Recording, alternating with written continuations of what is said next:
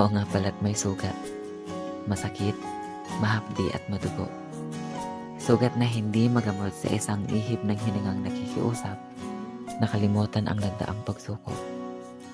Masakit dahil hindi nakakaya ng kalimutan kung gaano kasira at kabasag ang mga sinumpaang pangako. Mahapdi sa pakiramdam dahil hindi matanggap ng lubusan ang pagmamahalan na dagli ang winakasan. Madugo gaya ng hiwa ng gapa sa kamay na nag-iwan ng malaking marka sa nakaraan at nag-iwan ng pagkakakilanlan na nagpapaalala kung gaano kasakit ang naranasan.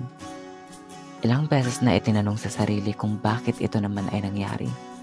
Ngunit walang ibang sagot ang pumapawi sa katanungan, kundi pagtangis at malalang paghikbi. Tinapalan ng benda ang lumalalang sugat. Ginamot ng likidong umagos sa dalawang matang itinago ang sakit at bighating nadama sa pagkakagapos ng masalimuot na nakaraan.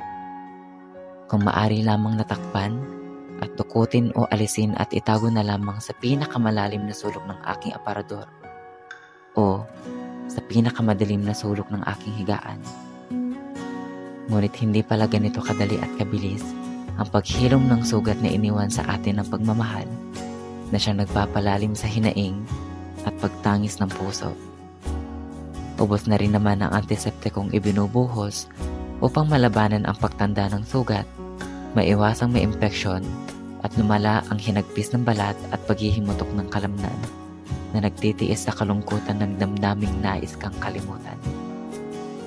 Patunay nga ang sugat ay mananatiling gapos at selda ng nakaraan. Isang dilim sa damuhan ng kagubatang puno ng sisi at bighati.